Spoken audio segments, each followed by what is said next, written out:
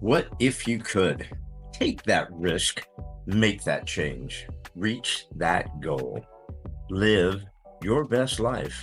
Welcome to another episode of the What If You Could podcast, where we get together with amazing experts and everyday people who share challenges, encourage healing, and explore the possibilities that life has to offer. I'm your host, Gary Scott, and I'm excited that you're along for the ride. Hey, everybody. Welcome to another episode of the What If You Could podcast. And today, my wonderful friend, all the way from the Great Lakes states, is Aneta Waclaw. Hello, Aneta. How are you? Hi, I'm good. Thank you. It's an honor to be here. Thank you for the opportunity. You know what? I'm just happy to be anywhere at my age. I'm just happy to be. I'm just happy to be anywhere. I don't even care where it is. But thank you. Thank you for joining me. I'm going to go ahead and read your bio real quick, and then we'll get cooking. Sounds great. Cool biz. Everybody, we get to play with Aneta Waclaw. She is a wellness expert, author, and podcast host focused on helping people heal after unhealthy relationships. She has a fantastic book called Blooming with Self Love, and she also is a podcast host of Nourished Inside and Out. She guides people and educates people towards self confidence, self care, and mindset shifts using emotional healing, neuroscience, and holistic wellness. She also has started a community on Substack where you can share newsletters on relationships, self growth, and wellness. And that is awesome. So cool biz. We all need help somewhere. I need more than others, but we all need help with different things. So I'm glad you're here. Kind of like I mentioned though, I we are the What If You Could podcast, and I have contractually obligated myself to ask all my guests. Aneta, have you ever had a what if you could moment in your life? You're like, what if I could do this, or what if I could do that, or what if I should have done this? You have one you'd love to share with the gang before we start? Yeah, it's not like really specific towards a thing, but as you mentioned this earlier, I was thinking about it and I thought, what if you could just bet on yourself? What if you bet on yourself and things turn out better than what you can ever expect? I think a lot of times we get into in our minds of, well, what if this doesn't go right? Well, what if this goes bad? What if this doesn't work out? But what if you bet on yourself and it works out better than what you can ever expect? So, from we'll get into my story in a little bit, but I always encourage people is take that leap of faith because what you don't know is what you don't know. So, what if that better life is on the other side of that leap of faith? I love that. I love that. And why don't we? Why are we so mean to ourselves? Like I tell my kids all the time, you guys are doing great. Be kinder to yourself for crying out loud. I mean, why don't we bet on ourselves more? It can be a tough pill to swallow because at a young age, I think most of us have ingrained this mentality of self-care is selfish and we need to take put other people in front of us. We need to take care of other people's needs before we take care of our own needs. And that's actually not really how it should be. Self-care is not selfish because if I have an empty glass and I'm not filling it up and you ask me for water, I can't give you any water because my glass is empty. So in order to be able to give back to others, we need to learn how to fill our cup up first. It really does start at a young age, like if you have a little daughter and she's playing with her Barbie dolls, what is she doing? She's nurturing that Barbie, she's feeding her, making sure she's sleeping. So there's nothing wrong with learning that nurturing skill. But at the end of the day, we need to be able to learn how to fill our cup up and not just other people's as well. Yeah. There's a great speaker from a long time ago named Jim Rome, and Jim used to always say, put your mask on first. When a plane's in Yes. trouble and the mask drop down, don't put the mask on your son or your husband. Put your mask on first, because if you go, you're not going to be able to help anybody else, right? So it's like you said. I mean, fill your glass up, or you won't have anything to give anybody. And we're weird about self-care. People think it's just egotistical or you're a narcissist or something, but that's really not what self-care is about, is it? No, it's not. And I have a previous background as a hairstylist. So I'm from Chicago, Illinois, and I was working and living in the city as a hairstylist, and I loved it. But there came a point in time where I needed to step away from working at the salon for a variety of different reasons. But people always look at self-care as getting your hair done, your nails done, your eyelashes, always a physical appearance. But what I never understood is why are people not talking about the things you can't see, like the conversation you're having with yourself, the thoughts you're having, how to talk with your clients and have proper people skills, and all of those things. And once I left the salon, I really dug deep into learning how to nurture myself from the inside out, because if you can't take care of the inside, how are you going to be able to take care of the outside? You are reflection of what you put inside of you. If you're not drinking enough water, you can see that on the outside. If you're not moisturizing your skin, you can see that on the outside. It really does start with how are you taking care of yourself, and that reflects on the outside. Yeah, how great is that? I mean, what you said is so awesome because, you know, we we have all these people and we spend billions and billions of dollars on makeup and hair care and going to hairstylists and clothing and products and stuff like that. But we need a hairstylist for the inside, right? I mean, Yeah. you could keep putting all that crap on all day long, but it honestly doesn't make you feel any better on the inside, right?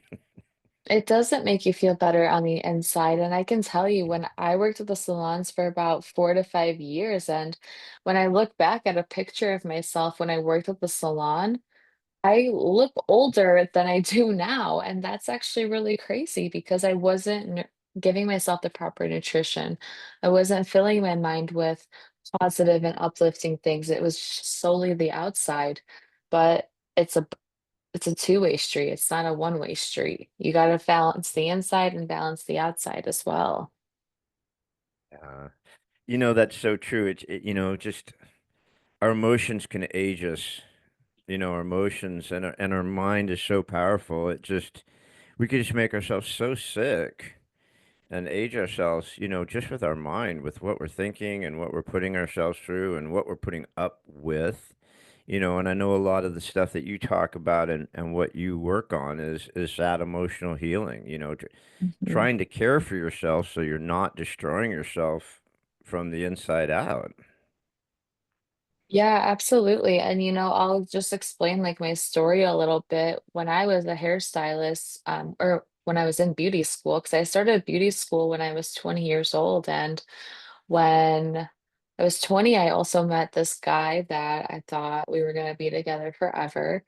And it was wildly unhealthy. But then I didn't have the self-confidence and I didn't have a good self-image or the courage to walk away when I needed to.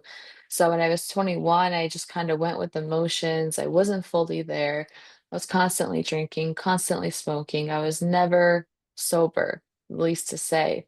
And then when I was 21, we ended up getting married, and I still didn't take care of myself. I was always numbing. I was either at school full time or I was at work, or I wasn't sober because I was at home and just numbing from the pain and running from my emotions and who I was. And then there came a point in time where I turned 23 and I said, I can't handle this anymore. So then we ended up splitting our ways and we figured that out. And then I kept telling myself, I'm healing, but I wasn't fully healing because I was still taking care of the outside. I was still making sure my hair looks perfect, making sure my eyelashes are good, all of that. And it wasn't until I was 24 and I started working at one of my dream salons. And I worked there for about 8 months and then they let me go. And then from there, I just really needed a reset and I wanted to learn how to nourish myself from the inside out. And then I decided to book a one-way ticket to Mexico, and I lived in Mexico for the past year. And that was so healing because the way of life is so different, and nobody knows you based on your past if you go somewhere unfamiliar. So I was really able to get like a refresh on what do I want and how do I achieve it. And that has been like such a huge blessing as well. Wow. Okay, there's a whole shitload there. So, so let's unravel some of this because, it's super rare for someone that young to have that kind of realization, right? I mean, we usually don't. We usually hit multiple walls and have multiple shit storms before we come to that realization. You did it really early. And then and then you go, well, I need to go find myself. So you went to Mexico? Yes. That's awesome. I mean, how did that unravel? There's got to be a story there. Do tell. How did you pick Mexico to just go? Um, it doesn't really take much to convince me. My friend told me the tacos were good, so I went. That's awesome. That's awesome. So you get down to Mexico. I mean, what are you doing? Are you like partying like a rock star Mexico style? Are you finding this deep connection with because I spent a lot of time in Mexico. I freaking love Mexico. My wife and I are divers. We go to Cozumel all the time. There is a different vibe and a different feel. It's funny. They just live at a different pace and Yeah. and they have a different set of values. It's like we're chasing crap all the time, and they're chasing relaxation and family and right. It's just like a total different dynamic. So when you get there, what are you doing? I mean, Yeah, so when I initially got there, I always say like trust your gut because your gut's gonna take you where you need to be. Because I remember when I booked the one-way ticket and I was still kind of in my mind, I was like, I don't know, like, is this the right thing? And then like there was just like these signs that just like kept coming up. And it's like, okay, like you should go. And I remember one of the signs was like, I went to go get a drink with a friend, and I asked the server, I'm like, "Hey, can I get a list of the beer menu?" And they're like, "Yeah, sure." And like the first beer on the menu was Mexico is calling. And I was like, "Okay, fine. Like I'm just gonna get out of my head now and I'm that's a gonna do sign. it." I mean, when you ask for a sign, that's pretty specific. Literally, that's what it's That's all. called. Mexico is calling. I mean, dude, you can't get a better sign than that. It's like, come on, go to Mexico. I mean, it might as well have been a plane ticket, right? It's like, oh shit, I guess I got to go to Mexico. Well, Yeah. that's awesome. So you're down there, you're living there, and you're just all of a sudden just the vibe and the slowness and it kind of gives you time away from the crazy town. Like you said, you're anonymous, so that kind of gave you time to do some soul searching and really go into what's going on. Yeah, well, I really just wanted a refresh on everything because at the salon it was also hard because everybody wants to hear the gossip all the time. And like whether you've talked about it with your clients or not already, you still have clients that are coming at later dates who want to catch up. So it's kind of hard to heal and close those chapters when people are constantly coming in like a revolving door and wanting to know, especially people that have been with you for a while. So and my ex was like really big on like material things, everything had to be perfect. He needs this, he needs that. And it was just such a headache to keep up with that I wanted to go somewhere where it's more simple.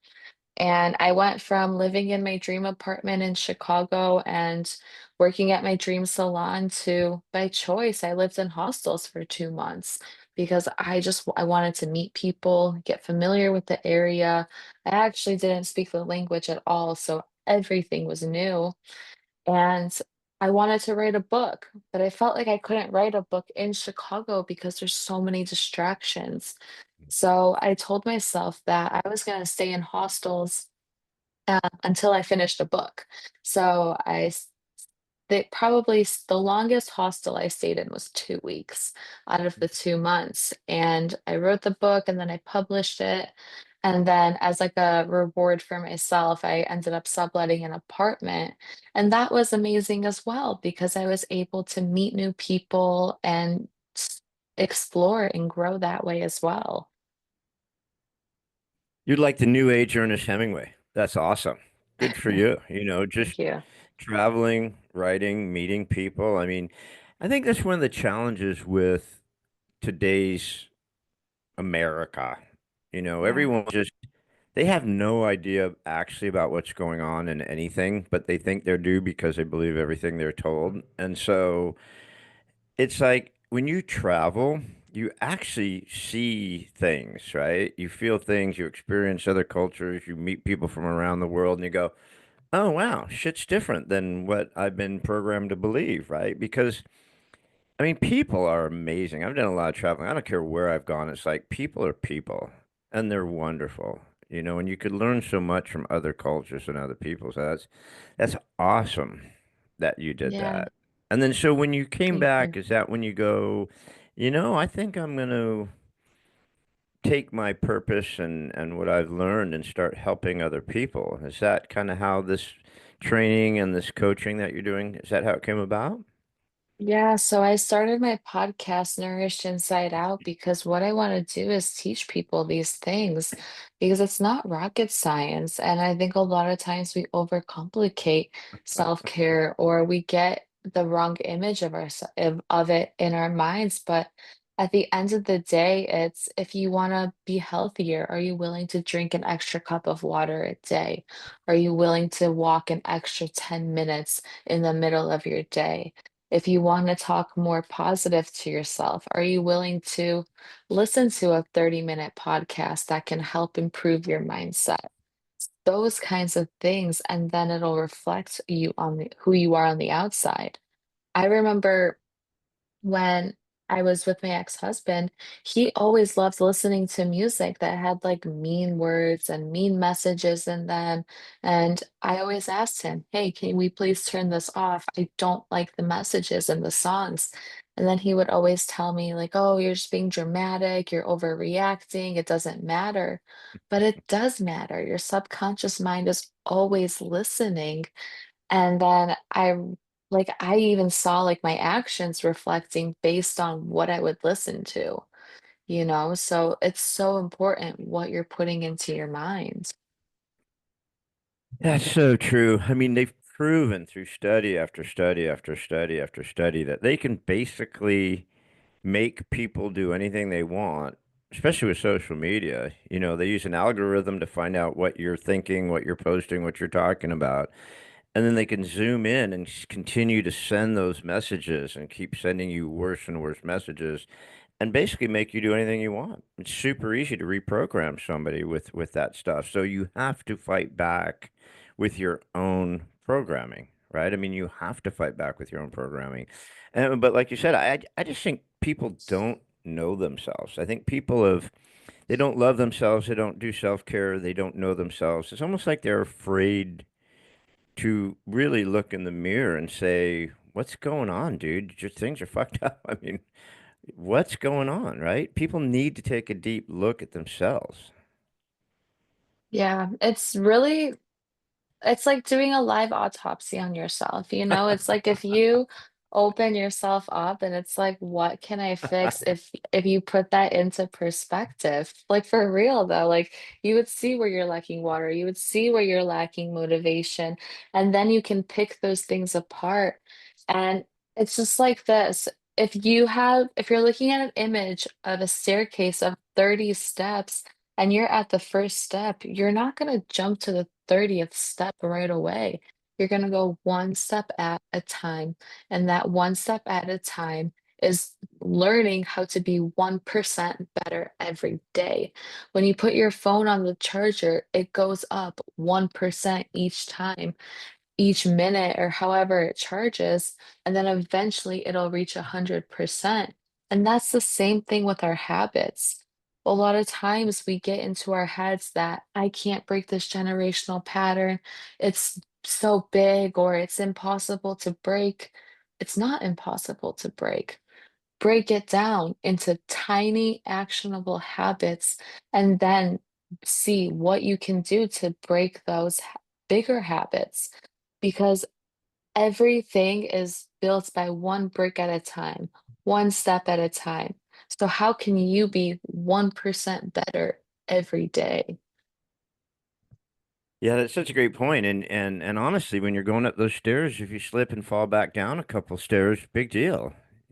Shit happens. Get back up and start walking back up the stairs. You're gonna trip. You're gonna stumble. I mean, those things are gonna happen as you're trying to get up those stairs, and I love what you said about, you know, people have fear of trying something because they think they have to go from 0 to 1,000 in one day, right? It's like, no, it took you years to get so screwed up. It's going to take years to get unscrewed. Or if you want to start a new healing process, it just takes time. You have to be a little bit more gentle with yourself. You have to give yourself some of that space and kindness to yourself to move forward.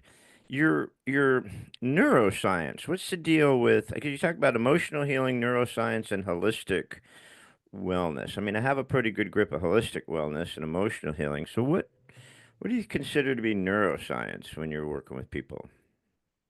Learning to rewire your brain. And when I say that, I know it sounds easier said than done, but I always love to teach and encourage people. Try to see the good in everything. There's every single day when we wake up, we have two choices. We all have the same two choices: to see the positive in everything or to see the negative in everything. We all believe in one of two things, which we cannot see. You can believe in faith or you can believe in fear, but we can't see either one. And you can choose to be grateful or you can choose to be ungrateful. We all have those same choices. And I always encourage people to look at the good. What is good in this situation? Even though it may not seem positive at the moment, how can you flip it to work it in your favor? Because at the end of the day, if you see that everything is an opportunity and everything is working in your favor, it truly will. A lot of times when we face setbacks, it's easy to get in our head and say, "Oh man, another setback. Oh, why did this happen? Why am I in traffic? Why was my coworker being a jerk to me?" But maybe you asked for patience and this person is being a jerk to you to test your patience. When you ask for flowers, don't be surprised when you get rain. You can't have flowers without rain. Imagine having a bow and arrow in your hands. You pull the bow back once, that's a setback. You pull the bow back again, that's another setback. Or the arrow, I apologize. And then you pull the arrow back a third time, it's another setback. From the third setback versus the first, you're gonna go further from the third than from the first. So if you're facing setback after setback, you're in the best possible position to spring forward and to go further than what you can ever imagine. And it's learning to identify that setbacks are blessings in disguises. That's so true. We look at setbacks and go, woe is me. Why is this happening? Everything sucks. And then sometimes you can turn it around, like you said, and go, okay, well, what's the message in this setback? Why did this happen? And what's the positive of this? It's like your relationship when you finally said, I'm done. This is not working for me. So many people don't. They still stay and they rationalize and they find reasons why they're supposed to stay and this and that, right? But you left, you're like, okay, what was the message? Why was I in that relationship? Not everyone goes to Mexico to figure it out. But there is, like you said, I mean, there is a lesson and a message and everything, positive and negative. We just have to have that quiet, that time, um, to find it. And so you did something which I love is I'm a journaler. I've got journals laying all over the place. I hope no one ever finds them. Um, but you actually put together a journal. You have a journal out there on your website. How did that come about? When I'll just go back a little bit on this because it all correlates.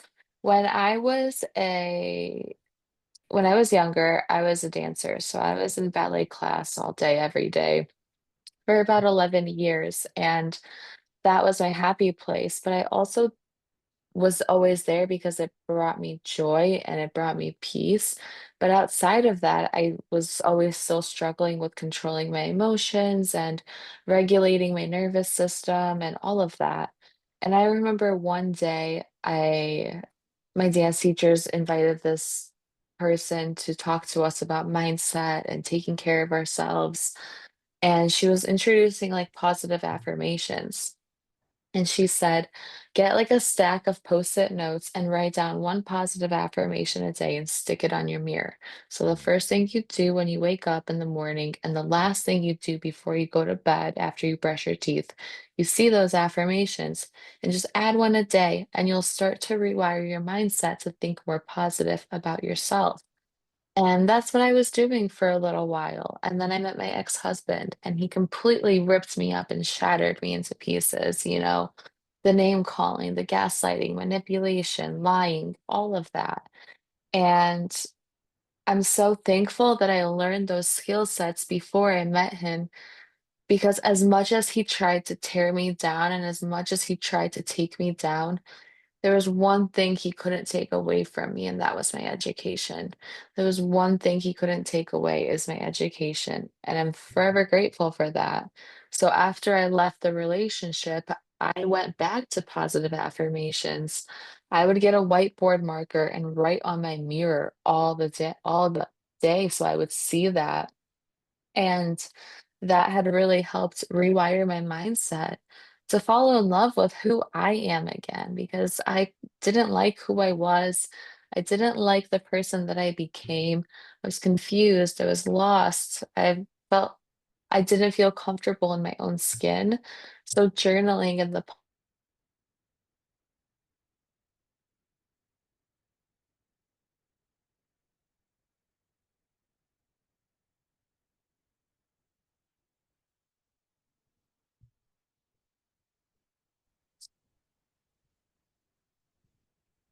I got you there, but I missed part of that. I didn't hear the last part when you said journaling was a what? You went away there for a second.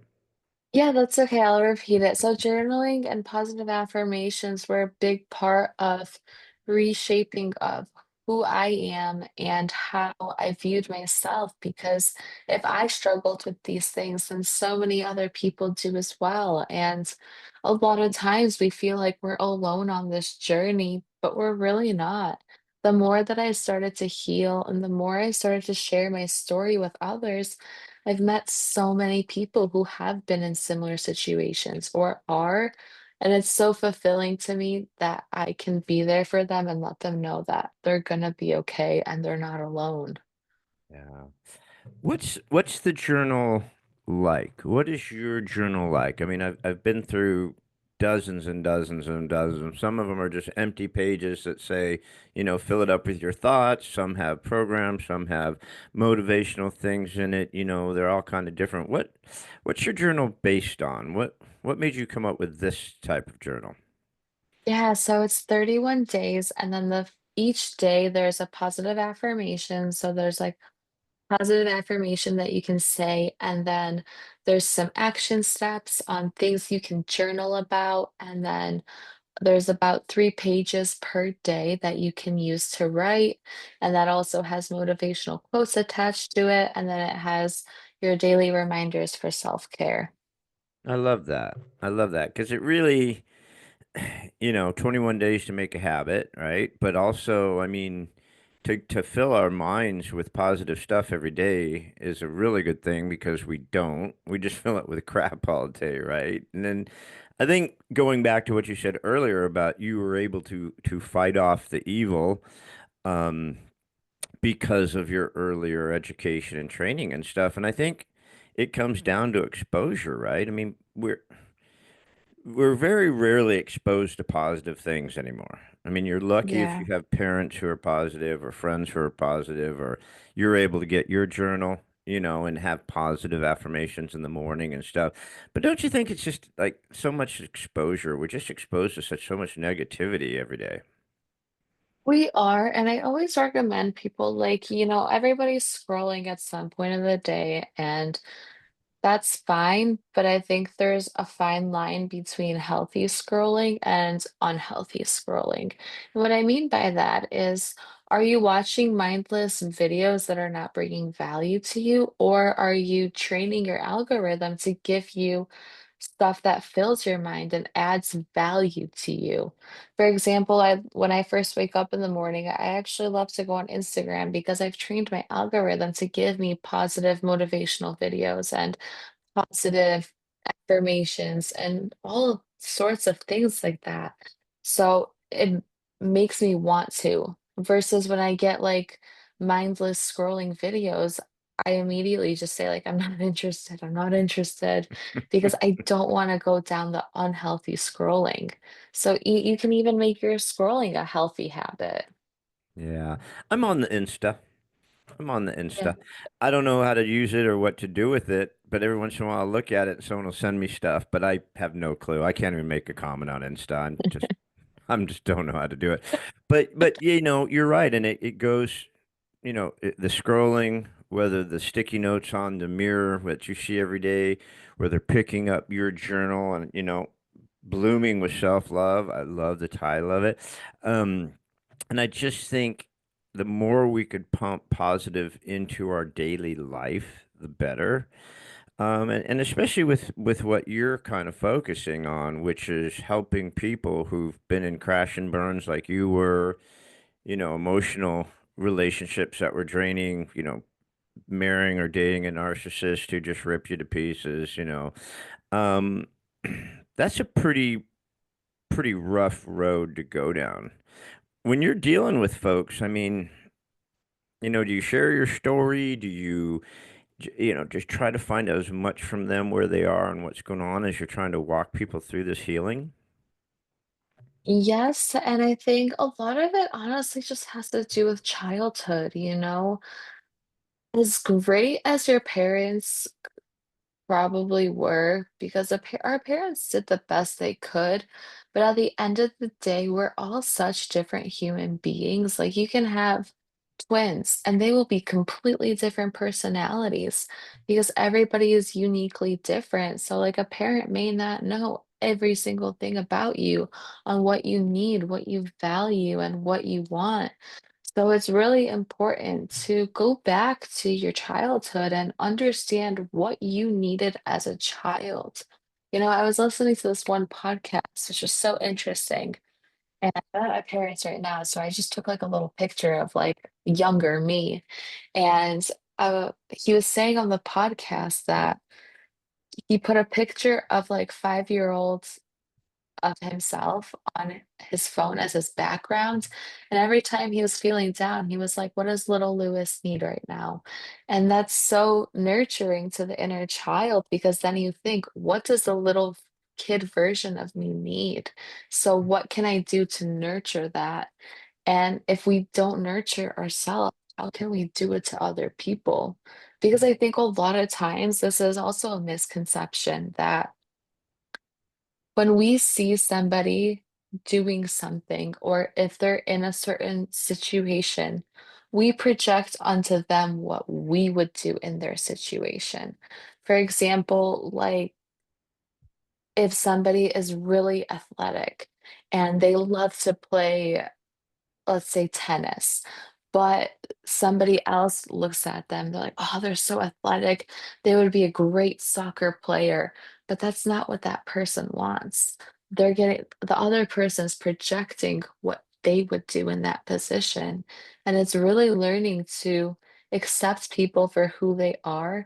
And we can't teach people to accept us for who we are if we don't know who we are. Yeah, and it's so true. I mean, even if it just comes down to everyday conversation. I mean, people don't talk to each other, they talk at each other. It's like you're talking to someone and you can see they're just waiting for you to take a breath so they can tell you about what they think about you. It's like it's not even a two-way conversation here. It's like, wait a minute, I already know about you. and to find someone that you can actually open up to, and that's why someone like you is so special because there's a safety net there, right? It's like I I get it, and it understands my situation. She's been there, done that. And I've got someone I can trust to talk to that actually wants to listen to me, right? Because no one listens to anybody anymore, do they? Not quite. But that's what you're there for, to listen to these people and help them walk through this gauntlet of what they're either in or what they've been through, right? Yeah, and it's not rocket science. Like sometimes people just want someone to listen to them.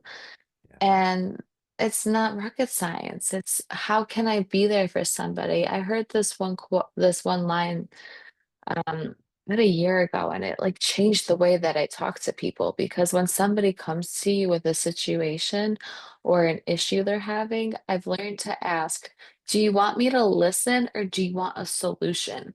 Because if somebody doesn't want a solution and they just want you to listen, you're gonna feel frustrated trying to give a solution by talking to a tree because they don't want a solution.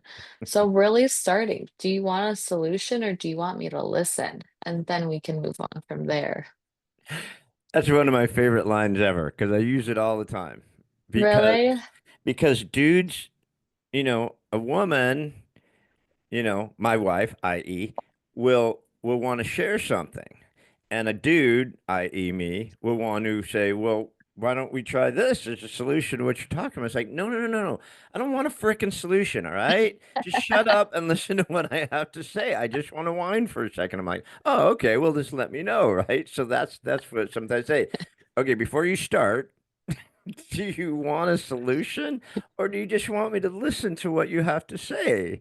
Right? Because if I don't know, I'm naturally going to provide a solution, which I think would be helpful.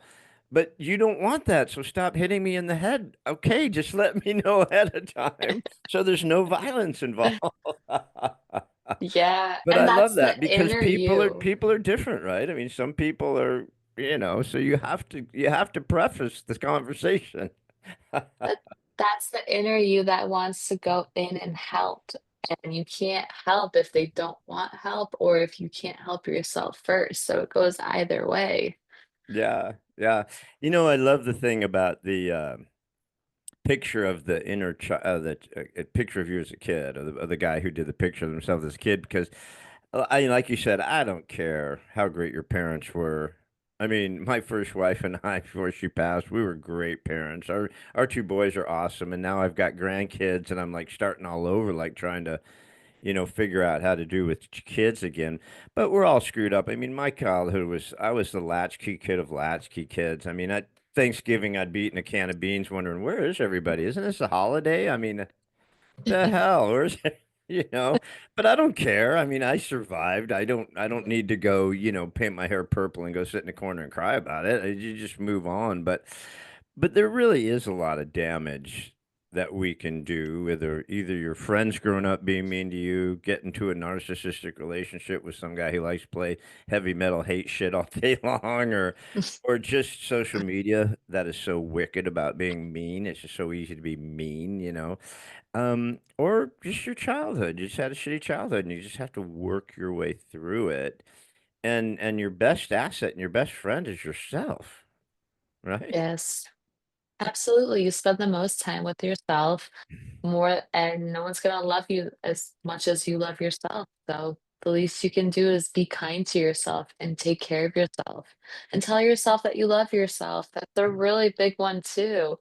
Tell your dog you love them, you tell your cat you love them. Why don't you tell yourself you love them? I've You love never told my yourself. wife's cat that I love her because she just ignores me and hates me. For 5 years she's lived in my house. She's never once come up to me and said hello. No, I don't love my cat. She's a psycho cat. But no, it's true. We take care of everyone. We take care of everyone. And a lot of times we take care of everyone because we want something. There's a difference between being a natural caregiver because you care. And then you've got people who don't heal because they're only giving to get something. And when you're giving to get something, it's not healthy for either person, the people you're trying to help or yourself, because it's going to go sideways. It's like, well, I've been giving and I'm not getting anything back. And like, oh, I just thought you were being nice, or to yourself, you start feeling inadequate, like I'm giving and giving and giving, I'm not getting anything back. And that's just as painful too. I mean, when you're in one of the relationships like you were and you're giving and giving and giving, trying to make things work, adapting to someone else's lifestyle, that's draining. That's very exhausting to your soul. It's exhausting, and then you're burning the stick at both ends, and then you wonder, like, what am I doing? Like, I actually thought I would go crazy. If I didn't leave the situation, I would have gone insane because all I was doing was putting another person's needs before mine, and there was no satisfaction. Like, nothing would make the situation better. Nothing would make him happy, no matter what it was. Most people most people have like a quality time schedule. We had an argue schedule. We knew what days we were gonna argue, and we knew what days we were gonna spend making it up. Well, that's healthy. At least it was scheduled, so you knew when to come prepared, right? Make notes, bring weapons. At least there's that. But truly, I mean, honestly, I mean, it is that crazy, right? I mean, a lot of these relationships are that crazy. And I've known Yeah. people who just frickin' hate the person they're with, but they love the fact that they get in these brutal knockdown fights and then the sex is just amazing. And it's like, that is not healthy, my friend.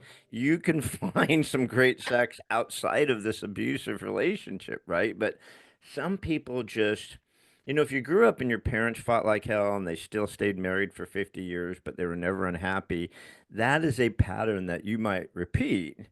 And you've got to break that cycle of that pattern, right? Because it's not healthy for you. Why would you want to repeat that, right? Exactly. And it can be a scary thing though if you're married or in a relationship with someone who is a narcissist or has traits. It can be a really scary thing to try to leave. So I always felt so isolated and I always felt alone because I wasn't talking about what was happening behind the scenes.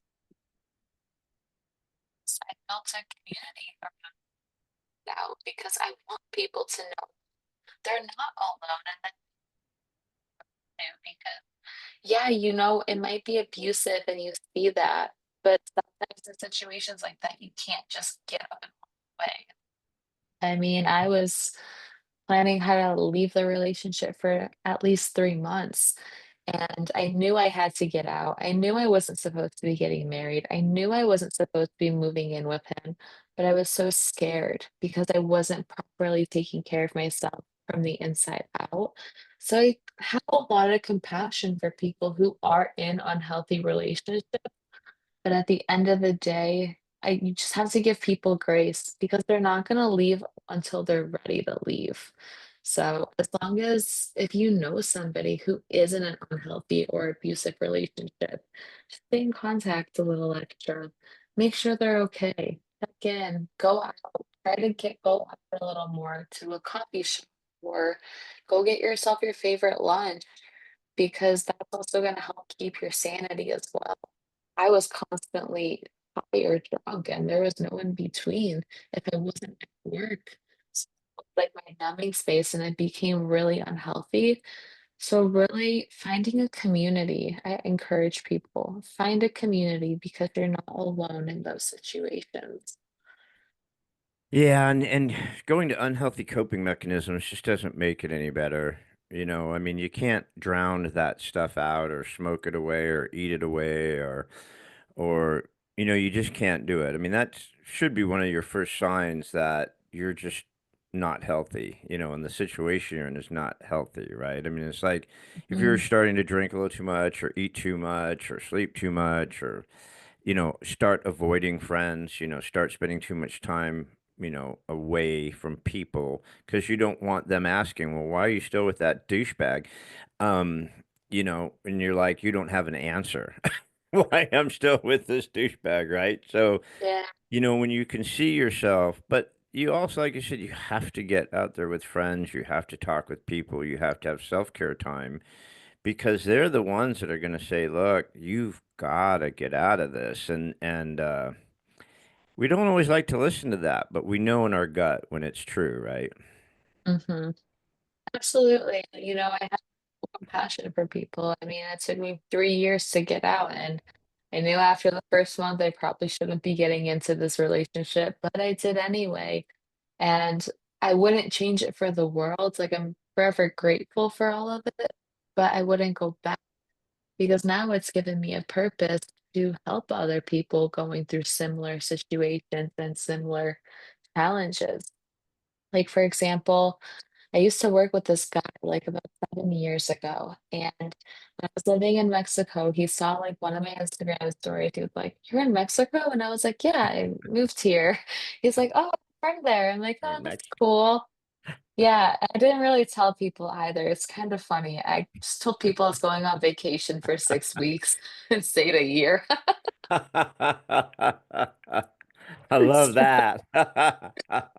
It's a fun one. But then like he was like, "Oh, cool. Like, do you want to catch up?" And I was like, "Yeah, sure." So we talked on the phone for an hour after not talking for 7 years. And everything he was telling me about his relationship, I experienced. I felt the emotions through it, so I was able to help him through it and to let him know, like, I understand where you're coming from and you have a friend to reach out to. And that was so fulfilling because we're not alone. We think we are, it's all a lie. Yeah. So you've got the journal, you've got the podcast. What else are you doing? Are you doing actual coaching? Are you doing one-on-one stuff? Are you doing what else are you actually doing with your helping, with your healing, with your counseling? Yeah, I offer a 12-week one-on-one coaching program, and then twice a year I offer live virtual summits as well for Nourished Inside Out. And I bring in speakers from all around the world who have experience in learning how to fulfill yourself from the inside out, whether it's getting back into dating, nutrition, neuroscience, all of that. And we bring it into a weekend twice a year. So I host those live virtual summits as well. That's awesome. I can't wait till you do your retreat in Mexico. I'm going. Y- I'm going. I Yeah. might not even come back. I might just pull in ahead and just stay. Screw it. I love Mexico. Just But say that's you're going on vacation. I'm saying I'm going down there scuba diving for the week. Everyone won't think anything. And then when they go, what happened to that short dude who used to be around here all the time? What happened to that guy? I don't know. Just It's been a couple of years. just went down to Mexico, man. Just didn't come back. It's like it's like in that movie, The Hangover, those three Hangover movies, when they say Bangkok's got him now. He ain't coming back. It's like do not even send me to Thailand. You'll never see me again. I'll be in a hookah lounge. It'll just be gone. Um, well, this is super awesome what you're doing. I mean, you're still really young. You've learned a lot. You're really on the right path. Helping people can be such a rewarding, fulfilling thing, but it could also be draining and exhausting. I mean, how do you protect yourself from the emotions that you're absorbing all the time and helping people? And you how do you protect yourself from going down rabbit holes or just being exhausted from it all? Everything I teach, I do. So I really put self-care practices into action. I stay healthy by staying exercising every day, listen to positive podcasts, self-development books. Everything I teach is everything I do myself because if I can't fill my cup, I can't fill yours. So it's not just I'm reading a textbook and giving information. I teach what I do. That's awesome. And you've been so gracious with your time. I just have another thought on the Yeah. holistic wellness. What are you doing with holistic wellness? I'm always intrigued by holistic wellness. I think a lot of times we can get when people hear holistic wellness, they think it's like this woo-woo stuff, but it's really taking a natural or a clean approach to mindful living by trying to, the best way that I can explain this is that I saw this post the other day and it said, if you want better, start by cleaning. And when I think of holistic, I think of cleaning. If you want to detox if you want to have a healthier body, you clean your diet. If you want to be more focused in your office space, you clean your office. If you want to do anything, start with cleaning and then reassess. So for me, holistic wellness is cleaning out the distractions, cleaning out the noise that doesn't add value to you so you can make room for things that do add value to you. For example, for me it would be remo- playing less music sometimes. I used to be a dancer. All I can do is listen to music all the time. And sometimes replacing songs with lyrics would be replacing it with classical music so I can really refocus my mindset. So for me, holistic wellness is cleaning out the distractions and the negative to make room for better things.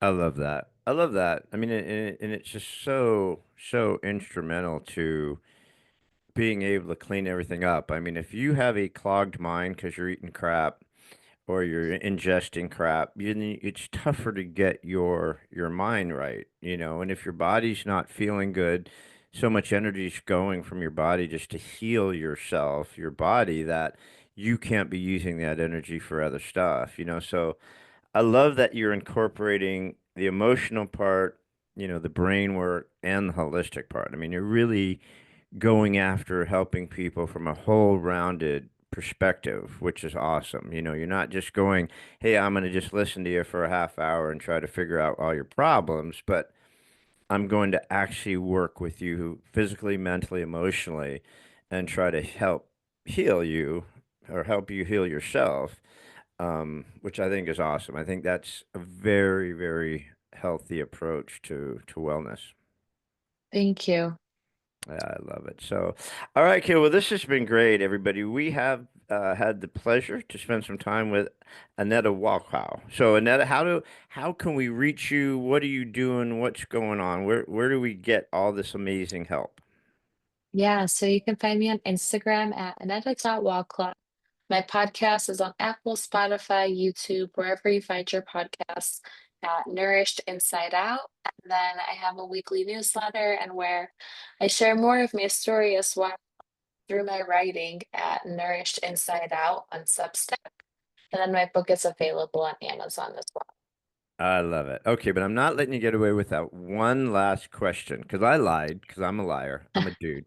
I said I had one question at the beginning, but I'm a liar. So I do have one last question. So Sure. if you were to leave our guests with a thought, something that was special to you, it could be about anything you want. It could be about the best margarita that you had in Mexico, whatever it is that's special to you. But if Annette wanted to leave something with us, just something that was special to you that you would like to leave with everybody before we sign off. What would that one thought be? Love with yourself. Nobody's going to love you as much as you love yourself. So the least you can do is fall in love with who you are and what makes you happy. So that's all I encourage people is love yourself because you can't get people to, nobody's going to believe in you if you don't believe in yourself. People are not going to love you properly if you don't love yourself properly. So always fall in love with yourself every day. Whether you're married, you're single, you're getting back into the dating, date yourself while you date that person and things will bloom just the way they should. I love that. That's awesome. I mean, really, we're the only one we have. You know, we come in here by ourselves and we could leave by ourselves. And in the interim, during the dash, I love that thing, the dash. But during that dash, it's just us, right? And happiness is an inside job. And you just have to be kinder to yourself. You have to love yourself. It's really hard to love other people or be really healthy if you just don't love yourself, right? Absolutely. Yeah. So, all right, kiddo, you're amazing.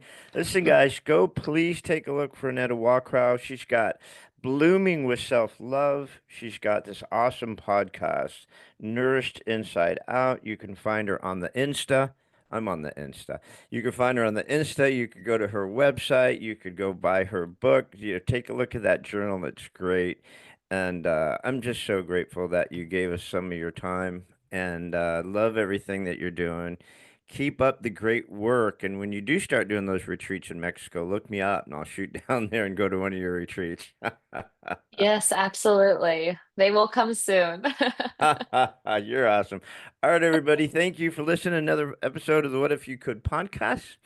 And we'll see you guys next time. Thanks, everybody. Thanks again for joining us on another episode of What If You Could podcast. Please subscribe, like, share, and give us any feedback. We'd love to hear it. And remember, if you can dream it, you can do it. See you next time.